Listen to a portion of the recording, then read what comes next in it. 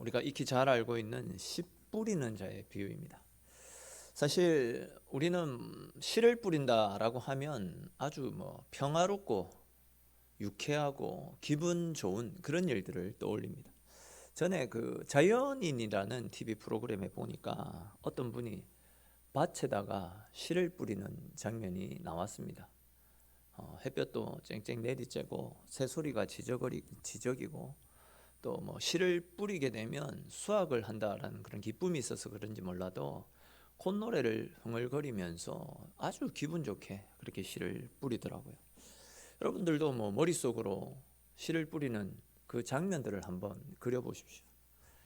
물론 씨를 뿌리는 그 일은 힘들 겁니다. 그렇지만 그날의 날씨, 또 새가 지저귀는 자연 환경, 또한 훗날 얻게 될 그런 수확들을 기대하기 때문에 콧노래를 부르며 씨를 뿌리는 그 장면을 한번 떠올려 보십시오. 굉장히 유쾌하고 평화로운 상황이 찾아올 겁니다. 근데 이제 오늘 예수님께서 제자들에게 들려주시는 이 씨 뿌리는 자의 비유는 결코 평화롭고 상쾌하고 유쾌한 상황 가운데서 주신 말씀이 아닙니다.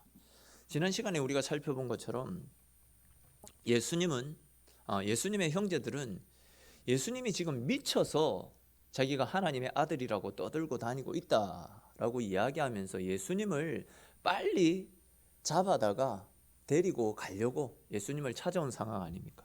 거기에 대해서 이제 예루살렘에서 올라온 서기관들은 예수님이 보이시고 있는 이 모든 능력들은 귀신의 왕 바알세불을 힘입어서 그런 것이다.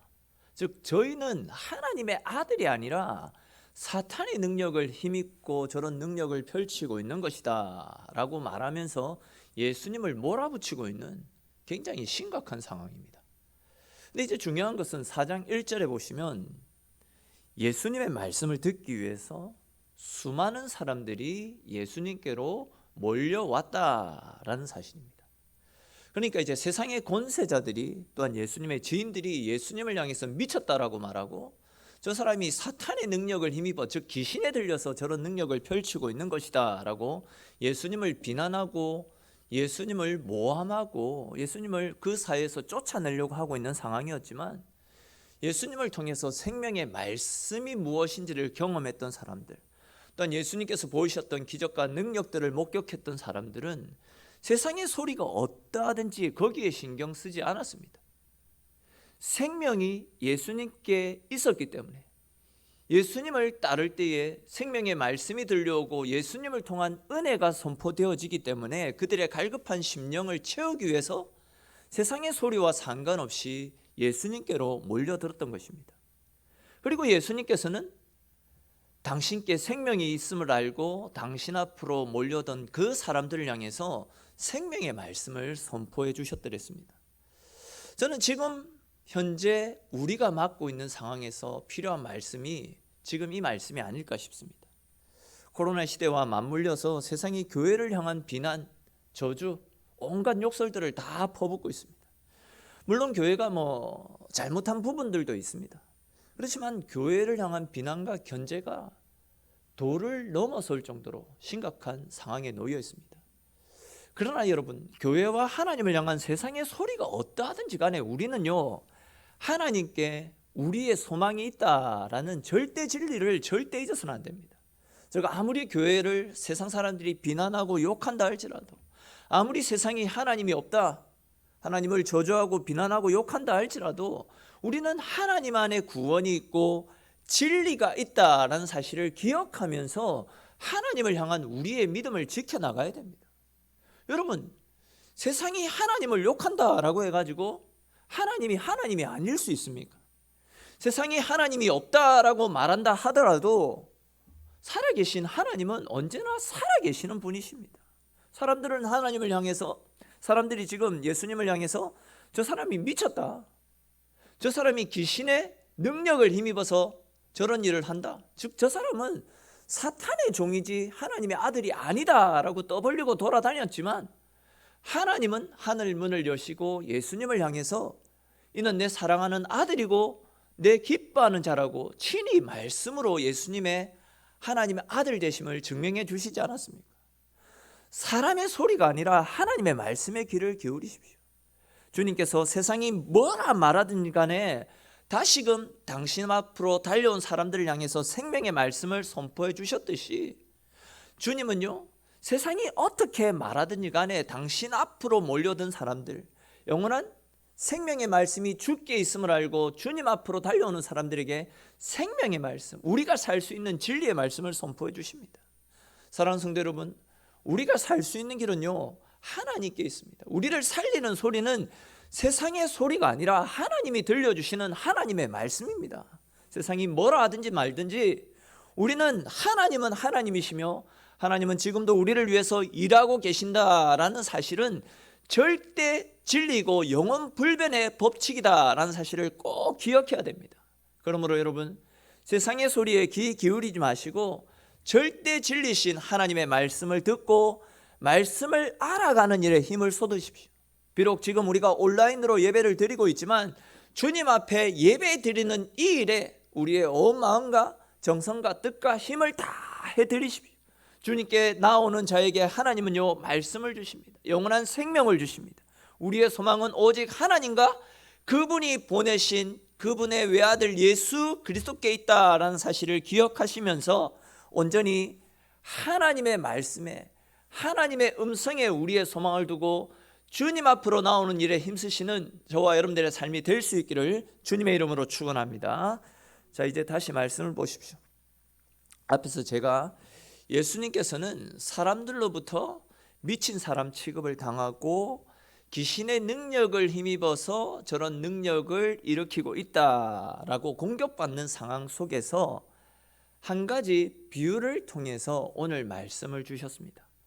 근데 이제 예수님께서 이렇게 공격을 당하는 상황 속에서 비유를 통해서 말씀을 주셨다라는 것은 예수님의 말씀과 행동을 계속해서 문제 삼고 꼬투리 잡으려고 했던 당시 지도자들이 말씀을 알아듣지 못하게 하심으로 그들이 무턱대고 예수님을 공격해오는 일을 미연에 차단하기 위한 목적도 있었지만, 더 궁극적으로는 이렇게 예수님이 공격을 당하고 오해를 받는 상황을 지켜보면서 혹시나 위축되어 있을 제자들에게 말씀에 대한 확신과 흔들리지 않는 견고한 믿음을 심어주기 위한 목적이 더욱더 컸었더랬습니다.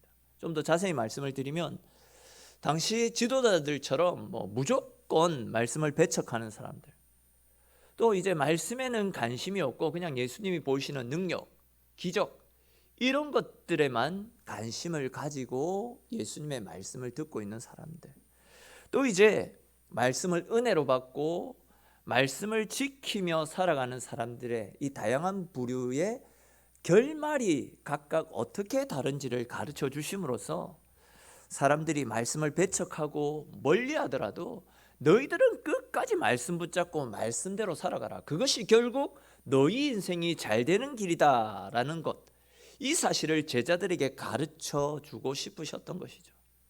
그렇기 때문에 이제 모든 사람들이 있는 곳에서는 말씀을 비유로 가르쳐 주셨던 것이고, 따로 계실 때, 그러니까 제자들과 예수님이 아끼셨던 그 사람들이 따로 있는 곳에서는 이 비유의 말씀이 무엇을 의미하는지 따로 풀어서 해석을 해 주셨던 것입니다. 오늘 우리는 이 예수님께서 들려주신 이 비유의 말씀을 함께 풀어나가면서 하나님의 말씀을 듣는 우리들의 마음 자세가 어떠해야 되는지, 또 어떻게 하나님의 말씀을 받아야 하는지 깊이 한번 생각해 보도록 하겠습니다. 오늘 본문 말씀에 보시면 예수님께서는 씨를 뿌리는 자가 씨를 뿌렸는데 그 씨가 4가지 종류의 밭에 떨어졌다라는 말씀을 주셨습니다. 첫째는 길가였죠. 두 번째는 어디입니까? 흙이 얕은 돌밭입니다. 그리고 세 번째는 가시 떨기였습니다. 그리고 네 번째는 어디였습니까? 좋은 땅, 좋은 밭에 그 씨가 떨어졌다라고 말씀합니다. 자, 근데 이제 중요한 것은 이 말씀이 비유이기 때문에 말씀에 등장하는 비유가 각각 무엇을 상징하는 것인지를 먼저 알고 말씀을 드려야 되지 않겠습니까? 제일 먼저 씨를 뿌리는 자는 하나님 또는 예수님을 가리킵니다. 또 다음으로 이제 14절 말씀에 보시면 뿌려진 씨는 하나님의 말씀이라는 것을 바로 알 수 있습니다. 여러분, 씨는 하나님의 말씀이고 씨를 뿌리는 자는 예수님이십니다. 그렇다라고 한다면 이 씨의 품질에 대해서는 뭐 더 이상 물어볼 것도 없는 것 아니겠습니까? 최상의 씨가 뿌려진 겁니다. 자, 이제 그리고 마지막 씨가 뿌려진 네 종류의 땅은 하나님의 말씀을 받는 사람들의 태도를 가리키는 겁니다. 자, 그렇다면 여러분, 하나님의 말씀을 받는 이 네 종류의 밭을 하나하나씩 살펴볼 건데, 첫 번째 마음의 밭은 어떤 곳이라고 말씀드렸습니까? 사절에 기록된 것처럼 길가입니다. 길가. 근데 이제 보시면 길가에 뿌려진 씨는 새들이 와서 즉시 물어간다라고 말씀을 하고 있습니다. 일반적으로 길가 하면 사람들이 많이 다니는, 쉽게 왔다 갔다 하는 곳 아닙니까? 근데 이제 예수님께서 말씀하시는 이 길가도 사람들이 많이 왔다 갔다 하다 보니까 사람들의 가치관, 사람들의 생각들이 많이 물들어 있는 마음밭을 말하는 것입니다. 그러니까 쉽게 말해서 길가는 세상에 깊이 물들어 있는 우리의 마음을 이야기하는 것입니다. 또 이렇게 이제 세상에 깊이 물든 마음밭에는 4절과 15절에서 말씀하고 있듯이 말씀이 뿌리 내리지 못하도록 사탄이 즉시 와서 그 말씀을 빼앗아가 버린다라고 말씀하고 있습니다. 다시 말해서 인간적인 생각과 세상의 가치관, 자기 고집과 아집으로 똘똘 뭉쳐져 있는 마음, 그런 마음은 아예 말씀이 들어가지 않는다라는 그런 말씀입니다.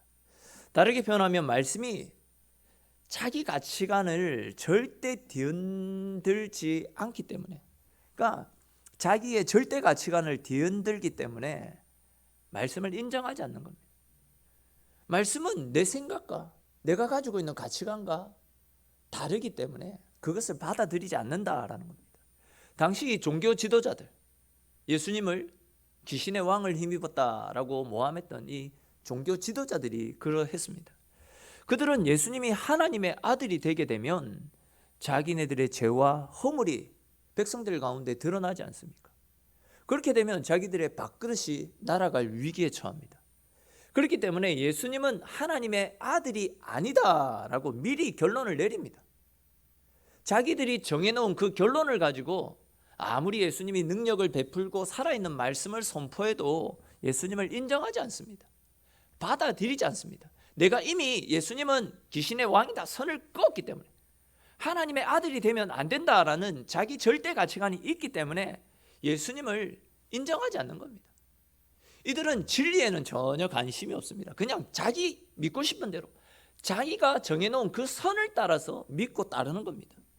육체를 위한 일들, 세상 일들이 자기 중심에 가득 차 있기 때문에 말씀이 들어올 공간이 전혀 없는 것입니다. 그러다가 결국은 사탄의 밥이 되어버리고 마는 것입니다.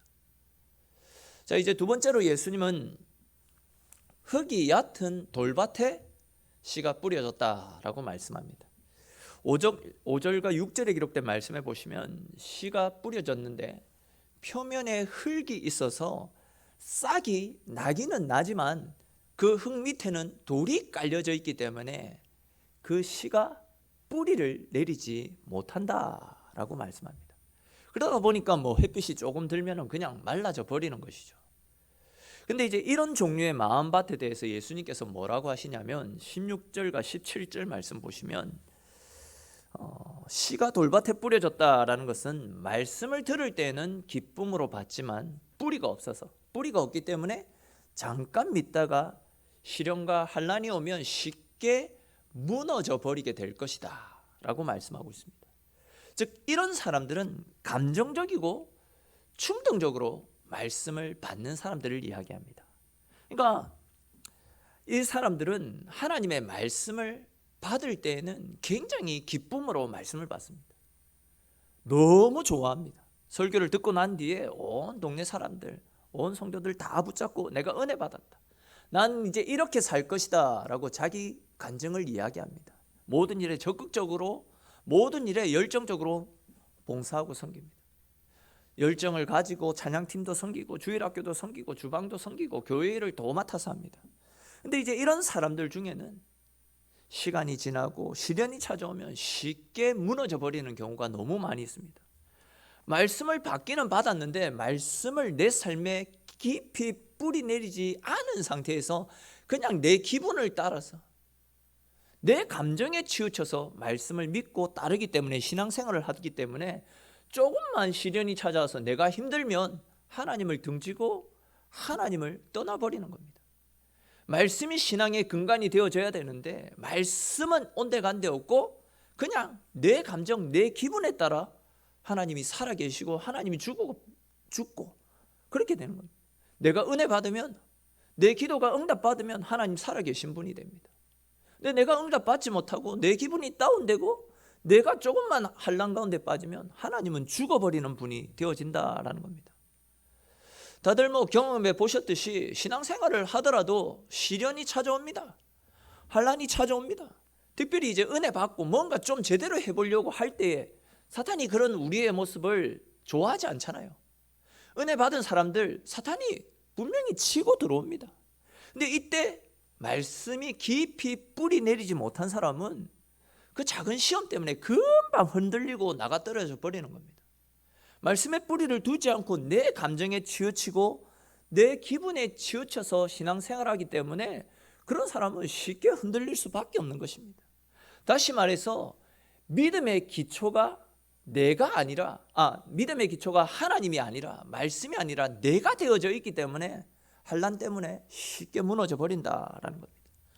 물론 감정도 중요합니다. 내 기분도 중요합니다. 그렇지만 뿌리 깊은 나무가 풍성하게 자라고 많은 열매를 맺게 되는 것 아닙니까? 여러분, 혹시 나무가 겉으로, 그러니까 이 표면 위에 솟구쳐 있는 이 나무가 전체 나무 길이의 3분의 1밖에 되지 않는다라는 사실을 혹시 알고 계십니까? 즉, 이 나무 전체 길이 중에서 땅속 밑에 파묻혀 있는 그 뿌리의 길이가 나무 전체 길이의 3분의 2 정도나 된다라고 합니다. 그러니까 눈으로 보이는 것보다 땅속에 파묻혀 있는 것이 눈에 보이는 것의 2배 정도가 더 많이 있다라는 것입니다. 그만큼 뿌리가 깊어야지만 바람이 불고 풍랑이 일어도 흔들리지 않는 것입니다. 우리가 제대로 된 신앙을 가지기 위해서는 우리 신앙의 뿌리가 내가 근간이 되어져서 내 중심의 신앙이 아니라 하나님 말씀이 우리 신앙의 뿌리가 되어지고 하나님이 우리의 삶의 근간이 되어져야 된다라는 것입니다. 그러니까 보이지 않는 영적 성장이 굉장히 중요하다라는 것입니다. 말씀을 붙잡고 몸부림을 치는 사람은 세월이 지나면서 점점 영적인 근육이 생기게 되고 영적 내공이 쌓이게 되는 거예요. 하나님 안으로 깊이 우리 믿음의 뿌리가 치고 올라가는 것입니다. 그렇게 말씀과 기도로 하나님께 깊이 파고 들어가는 사람들은 시련이 오고 힘들 때 하나님 안에 머물러 있기 때문에, 하나님이 그 시련들을 이길 수 있는 힘을 주시기 때문에 믿음을 지켜나갈 수 있게 되는 것입니다. 저는 우리 모두가 말씀 안에 깊이 뿌리 내린, 그래서 감정적으로 흔들리지 않는 믿음의 사람이 되기를 축원합니다. 그리하여서 시련이 왔을 때에도 시련 때문에 자로나 우러나 치우치는 연약한 인생이 아니라 끝까지 말씀 붙잡고 말씀이 주시는 힘과 능력으로 모든 시험을 이기고 주님 안에서 승리하는 저와 여러분들의 삶이 될 수 있기를 주님의 이름으로 축원합니다. 이제 세 번째로 살펴보게 될 땅은요, 가시떨기와 같은 땅입니다. 7절에 기록된 말씀 우리 같이 한번 읽어볼까요? 7절에 기록된 말씀입니다. 더러는 가시떨기에 떨어짐에 가시가 자라 기운을 막음으로 결실하지 못하였고. 아멘. 자, 여기에 나타나고 있는 가시떨기라는 것은 그냥 간단하게 말씀을 드리면 그냥 잡초 같은 것이라고 생각하시면 되겠습니다. 근데 이제 이 잡초라는 것은 정상적인 식물보다 생명력이 강하고 훨씬 빨리 자라나지 않습니까? 근데 이제 이 씨앗의 열매가 잡초와 같이 자라다 보니까 어느 정도까지는 뿌리를 깊이 내리고 함께 잘 자라는데, 문제는 잡초가 무성하게 자라다 보니까 그 잡초가 생명을 빼앗아 먹는 것입니다. 잡초의 기운이 풍성하게 자라가지고 옆에 우리가 가꾸고 심었던 그 식물의 열매의 기운을 다 막아버리는 것입니다. 햇볕이 비치지 못하게 막아버리는 것이죠. 식물이 먹고 자라야 될 수분과 영양분을 가시떨기 잡초가 다 뺏어가는 겁니다. 그러다 보니까 식물이 자라기는 자랐는데 이 가시떨기 잡초 때문에 온전히 자라지 못합니다. 더 나아가서 제대로 된 열매를 맺지 못한 채 맥없이 자라게 되는 겁니다. 근데 이제 오늘 본문 19절에 보시면 말씀이 자라지 못하도록 방해하는 이 가시떨기가 세상의 염려, 세상의 재물과 유혹과 기타 욕심들이다 라고 말씀을 하고 있습니다. 그러니까 이제 세상의 염려와 재물, 세상에 대한 욕심이 우리의 신앙을 자라지 못하고 병들게 만든다라고 그렇게 이야기합니다. 너무 자주 드렸던 말씀이라서 식상하지 않습니까? 근데 안타깝게도 이것이 우리의 현실입니다. 하나님이 우리를 바라보시는 우리의 실상이다라는 것입니다. 그냥 많은 성도들이 세상의 것들에 빠져서 거기에 마음을 빼앗긴 채 신앙생활을 하고 있습니다. 교회를 다니고 있지만 재물이, 명예가, 세상 것들이 우리의 마음을 사로잡아가지고 하나님의 말씀이 우리 가운데 뿌리 내리지 못하도록 거기에 마음을 빼앗겨서 살아가고 있다는 겁니다. 세상과 교회, 양다리를 걸친 채 신앙생활하는 경우가 너무 많이 있습니다. 온전히 하나님을 바라보지 못합니다. 여러분, 우리는 예수님이 아닌 세상의 것들로 우리 인생을 가득 채워나가고 있지는 않습니까? 다시 말해서 많은 사람들이 세상의 잡초 같은 것들로 우리의 삶을 채워가고 있기 때문에 거기에 우리의 마음이 빼앗기기 때문에 하나님을 바라보지 못한 채 하나님께 온전히 헌신하지 못하고 하나님 주시는 은혜들을 받아 누리지 못한 채 비실비실 영적으로 병들어가고 너무나도 나약한 신앙생활을 하고 있는 것입니다. 여러분, 어떻게 내가 먹고 싶은 거 다 먹고 내가 가고 싶은 거 다 가고 내가 하고 싶은 거 다 하면서 하나님 주시는 은혜를 누릴 수 있겠습니까? 어떻게 내 하고 싶은 대로 다 하고 세상 것들 다 바라보면서 믿음 안에서 건강하게 하나님 기뻐하시는 모습으로 자라갈 수 있겠습니까? 이건 아니다라는 것이죠. 이제 마지막으로 씨가 뿌려진 땅은 좋은 땅에 씨가 뿌려졌다라고 말씀합니다. 우리 8절에 기록된 말씀도 같이 한번 읽겠습니다. 더러는 좋은 땅에 떨어짐에 자라 무성하여 결실하였으니 30배나 60배나 100배가 되었느니라 하시고. 아멘. 자, 보시면요, 말씀이 좋은 땅에 떨어졌다라고 합니다. 그렇게 되니까 30배, 60배, 100배의 결실을 얻게 되었다라는 말씀을 하고 있습니다. 자, 예수님께서, 하나님께서 씨를 뿌리셨는데 좋은 땅에 떨어지고 결실을 맺는 것은 4분의 1 정도밖에 되지 않습니다. 능력 있으신 하나님께서, 예수님께서 씨를 뿌리셨는데도 4분의 1밖에 결실을 맺지 못합니다. 자, 우리 오늘 본문과 병행 구절인 누가복음 8장 15절에 기록된 말씀을 같이 한번 읽어볼까요? 누가복음 8장 15절에 기록된 말씀입니다. 화면 보면서 같이 읽겠습니다. 좋은 땅에 있다는 것은 착하고 좋은 마음으로 말씀을 듣고 지키어 인내로 결실하는 자니라. 아멘. 자, 그러니까 예수님은 말씀을 통해서 우리가 풍성한 결실을 맺기 위해서 세 가지가 있다라고 했는데, 먼저는 착하고 좋은 말씀으로, 좋은 마음으로 말씀을 들어야 된다라고 말씀하십니다. 그리고 이제 두 번째로는 말씀을 지켜야 된다라고 말씀을 하셨습니다. 그리고 이제 마지막 세 번째는 인내로 열매를 맺어야 된다라는 말씀을 하셨습니다. 이 내용을 좀 더 자세히 말씀드리면, 첫째로는 착하고 좋은 마음으로 말씀을 들어야 된다라고 예수님 말씀을 주셨는데, 이것은 하나님의 말씀에 대한 자기 생각들, 자기 가치관들을 다 내려놓고 말씀을 절대 진리로 알고 순종하며 살아가는 태도를 이야기합니다. 즉, 때로는 말씀이 내 생각, 내 경험, 내 지식, 내 고집과 부딪힙니다. 그렇지만 하나님의 말씀은 항상 진리오니 내 생각들을 내놓고 말씀 앞에 순종하겠습니다, 진리를 따르겠습니다 라는 그런 마음으로 늘 진리의 말씀 앞에 나를 내려놓는 순하고 착한 마음으로 하나님의 말씀을 받을 때 풍성한 결실을 맺게 된다라고 예수님 말씀하시는 겁니다. 다음 두 번째로 풍성한 결실을 맺기 위해서는 들은 말씀을 지켜 행해야 된다라고 예수님 말씀하시는데, 여기에서 이제 지켜 행한다라는 말씀을 원어로 보니까 보호한다, 방어한다 그런 뜻을 가지고 있더라고요. 그러니까 이제 마귀의 공격으로부터 내가 받은 말씀을 지켜야 된다라는 그런 뜻을 가지고 있습니다. 마태복음 말씀에도 보시면 마귀가 와서 말씀을 빼앗아가기 때문에 마귀가 그 말씀을 빼앗아가지 못하도록 갈고리로 말씀을 팍 끌어당기듯이, 갈고리로 무엇을 끌어당기듯이 말씀을 그냥 바로 확 내 속으로 끌어당겨야 된다라는 그런 말씀을 하고 있거든요. 잘 아시듯이 사탄은 우리가 말씀을 통해서 은혜 받고 말씀을 통해서 하나님과 친밀해지는 것을 원하지 않습니다. 굉장히 싫어합니다. 그렇기 때문에 하나님께서 우리에게 말씀을 주시면 오늘 본문 4절과 15절에 기록된 말씀처럼 말씀이 우리 안에 뿌리 내리기 전에, 뿌리 내리지 못하도록 말씀을 빼앗기 위해서 찾아옵니다. 말씀이 우리를 감싸지 못하도록 애초에 우리를 공격해 들어온다라는 겁니다.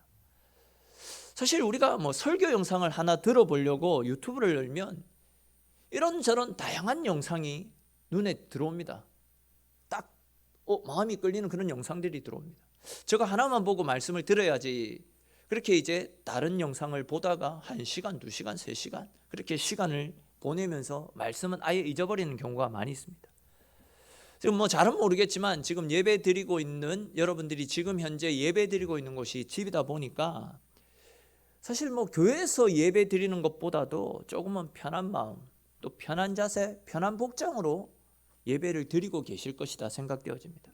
그러다 보니까 예배에 집중하는 것도 사실 어렵습니다. 또한 교회에서보다도 예배에 집중하지 못하게 만드는 이런저런 다양한 환경들이 예배 드리는 그 과정 가운데 일어나는 것이 분명합니다. 사탄은 어떻게 해서든지 우리들이 말씀을 받지 못하게 하고 온전한 예배를 드리지 못하도록 계속해서 예배를 방해합니다. 말씀을 가까이 하는 일을 하지 못하도록 방해합니다. 이놈의 사탄이 얼마나 독하냐면요, 예수님한테도 말씀을 빼앗으려고 예수님을 공격해 오지 않았습니까? 예수님께서 40일 금식으로 굶주렸을 때에 사탄이 찾아왔습니다. 그리고 예수님이 말씀이 아닌 떡으로 살게 하려고 공격을 하지 않았습니까? 여러분, 예수님까지 공격했던 사탄이 우리들 공격하지 않겠습니까? 그렇기 때문에 사탄이 우리에게서 말씀을 빼앗아가지 못하도록 우리는 정신을 바짝 차리고 말씀이 내게 떨어졌을 때에 아멘으로 그 말씀을 받아야 됩니다. 아멘이 무엇입니까? 말씀이 이루어질 줄 믿습니다. 이 말씀이 내 삶을 통해서 그대로 나타날 줄 믿습니다 라고 믿음으로 고백하는 것 아닙니까? 그래, 믿음으로 고백하고 말씀을 내 안으로 끌어당겨야 됩니다. 말씀이 내 안에 뿌리 내리도록 말씀을 내가 받아들여야 됩니다. 그런 식으로 말씀을 지켜나가고 말씀을 보호해 나가야 된다는 거죠. 이제 마지막 세 번째로 우리의 삶에 풍성한 결실을 맺기 위해서 예수님께서는 인내로 결실이 맺히기를 기다려야 된다라는 말씀을 하셨더랬습니다. 여러분, 말씀은 인스턴트 제품이 아닙니다. 시간이 지나면 말씀은 반드시 뿌리를 내리고 열매를 맺게 됩니다. 그렇기 때문에 우리는 인내를 가지고 기도하며 기다리는 그런 믿음들이 필요합니다. 금방 어떤 결과가 나타나지 않지만 인내하고 기다리면 반드시 주님의 때에 주님께서 우리로 하여금 풍성한 열매를 맺게 해주실 것입니다. 그렇게 이제 주님의 때에 열매를 맺기 위해서는 지속적으로 우리 안에 하나님의 말씀이 계속 들어와야 됩니다. 계속해서 말씀이 우리에게 귀에 들려야 되고 계속해서 말씀이 우리 안에 맴돌아야 됩니다. 여러분, 세상이 얼마나 악하고 세상이 얼마나 험악합니까? 근데 주일 때들은 그 말씀 하나, 지금 듣고 있는 이 말씀, 그것도 집중해서 듣는 것이 아니라 그냥 겨우겨우 듣고 있는 그 말씀, 그 한 번으로 세상을 살아가겠다? 그 험난한 세상을 그렇게 버티며 살아가겠다? 안 된다라는 겁니다. 그것만으로 살면요, 그 즉시 사탄이 와서 그 말씀을 낚아채워버립니다. 그렇기 때문에 우리는 수시로 말씀을 듣고 읽고 묵상하면서 말씀으로 우리의 삶이 충만하도록 우리의 삶을 말씀으로 무장시켜 나가야 된다라는 겁니다.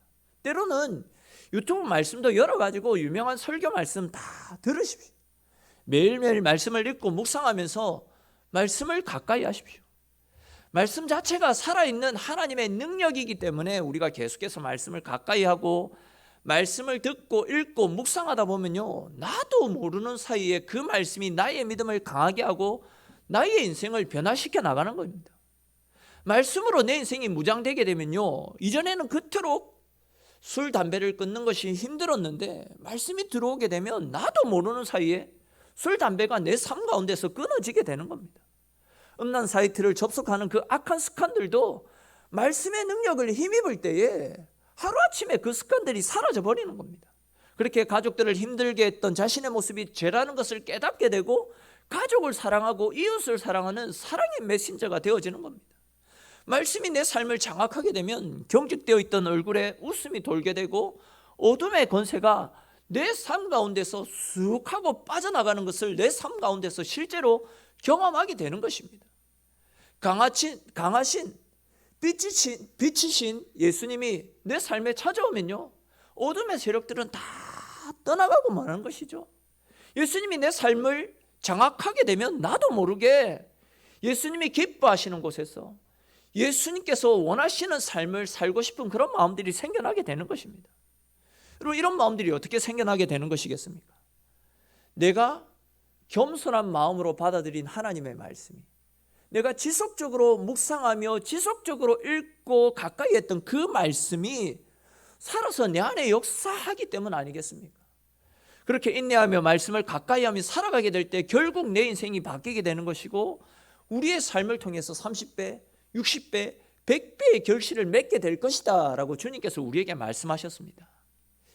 이제 말씀을 맺겠습니다. 오늘 본문에 나타나는 씨 뿌리는 농부는 예수 그리스도이십니다. 예수님께서는 지난 2000년의 세월 동안 우리에게 지속적으로 다양한 방법을 통해서 계속해서 말씀의 씨를 뿌리고 계십니다.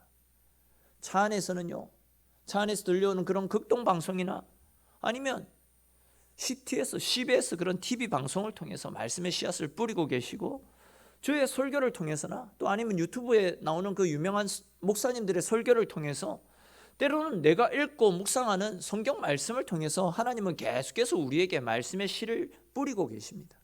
근데 이제 중요한 것은 하나님이 아무리 좋은 생명의 말씀을 계속 뿌리고 뿌려도 말씀을 받는 우리의 마음밭이 좋지 못한다라고 한다면 그 말씀이 자라지 못한다라는 사실입니다. 여러분, 우리가 기억해야 될 것이 있는데 그것이 무엇이냐면 하나님의 말씀은 내가 평가하는 것이 아니라 말씀은 받아들이는 겁니다. 옛날 제가 자란 교회 강대상을 보면 윗 강대상, 아랫 강대상이 있었습니다.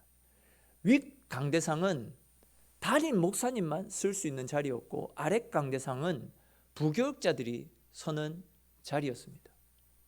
똑같은 말씀인데 담임 목사가 선포하면 그게 뭐 더 높은 말씀이고 부교육자가 선포하면 그 말씀은 낮은 말씀이 되어지는 겁니다.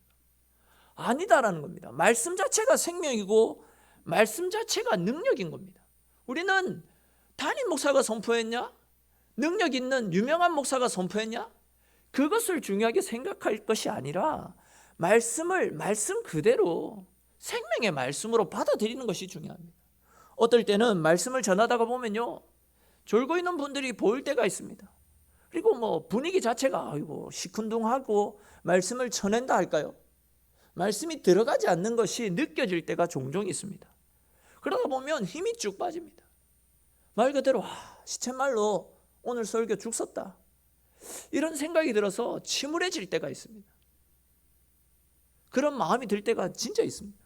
근데 신기하게도 그런 마음이 들 때 장문의 문자나 또 뭐 편지를 통해 가지고 목사님 말씀을 통해서 은혜 받았습니다, 힘내어서 다시금 살아보겠습니다 라고 이렇게 말씀을 하시는 분들이 종종 있습니다. 무슨 이야기입니까? 말씀을 받아들이는 마음밭에 따라서 말씀이 역사하는 능력이 다르게 나타난다라는 겁니다. 똑같은 말씀이 선포되어지는데 어떤 분들은 말씀을 받아들이지 못하는데 어떤 분들은 그 말씀을 통해서 인생이 변화되고 삶이 변화되어지는 역사들이 나타난다는 겁니다. 그것은 말씀이 문제가 있어서가 아니라 말씀을 받는 내 마음의 태도, 내 마음의 자세에 따라서 말씀이 살아 역사하시는 능력이 다르게 나타난다라는 것 아니겠습니까? 그렇기 때문에 여러분, 우리는 말씀의 평가자가 되어서는 안 됩니다. 담임 목사가 말씀 선포하네, 부교육자가 말씀 선포하네, 이것이 아니라 어떤 말씀이든지 말씀을 말씀으로 받아야 된다라는 겁니다. 좋은 밭에 뿌려진 말씀이 잘 자라고 좋은 열매를 맺게 되는 것입니다. 여기에서 한 걸음 더 나아가서 우리는요, 좋은 밭이 되기 위해서 힘쓸 뿐만이 아니라 쉬지 않고 씨를 뿌리는 좋은 농부가 되어져야 됩니다. 예수님은 말씀을 듣고 변화되는 그 4분의 1밖에 되지 않는 그 사람들을 변화시키기 위해서, 말씀을 듣고 변하지 않는 사람이 4분의 3이나 되고 말씀으로 변하는 사람이 4분의 1밖에 되지 않았지만 그 소수의 사람이라도 변화시키고 하나님의 사랑으로 하나님의 능력을 가르쳐 주시기 위해서 지금도 쉬지 않고 계속해서 말씀의 씨를 뿌리고 계십니다. 그런데도 우리는요, 힘들다고, 또한 누군가가 알아주지 않는다라고 해서 은혜 받는 사람도 없고 변화되는 사람도 없다라고 해가지고 그 일을 포기해서는 안 됩니다. 내 아버지가 일하시기 때문에 나도 일하고 계신다라는 예수님의 말씀처럼 우리도 주님이 씨 뿌리는 일을 포기하지 않는 이상 우리들도 씨를 뿌리는 일 계속해서 포기하지 않고 계속해서 감당해 나가야 됩니다. 이웃을 전도하는 일, 가족들, 믿지 않는 가족들 전도하고 하나님 말씀 선포하는 일 쉽지 않습니다. 그러나 우리가 뿌리는 그 씨앗이 생명이 되어서 우리에게 돌아오게 될 것입니다. 30년 전에 저에게 복음을 전했던 그 친구, 제가 계속 말씀드렸듯이 제가 목사 됐다라고 하면 다 놀랍니다. 그 친구도 제가 목사가 될 줄 알고 복음 전했겠습니까? 근데 복음을 전하니까 그 씨앗이 저에게 들어와서 생명으로 맺히게 됐고 제 인생이 변화되어졌던 것 아닙니까? 그만큼 말씀의 능력들이, 말씀이 위대하다라는 것입니다. 그 말씀이 우리 속에 제대로 뿌리 내리기만 하면 그만큼 크고 위대한 능력으로 우리 가운데 다가오게 되는 것입니다. 저와 여러분들 모두가 그 크고 위대한 일을 일으킬 수 있는 좋은 밭이 되십시오. 뿐만 아니라 주님께서 일을 하시는 것처럼 우리 모두도 좋은 농부가 되어서 우리의 가정 가운데, 내가 섬기는 영혼 가운데 쉬지 않고 복음의 씨, 말씀의 씨, 전도의 씨를 뿌리며 살아가시는 저와 여러분들의 삶이 될 수 있기를 주님의 이름으로 축원합니다.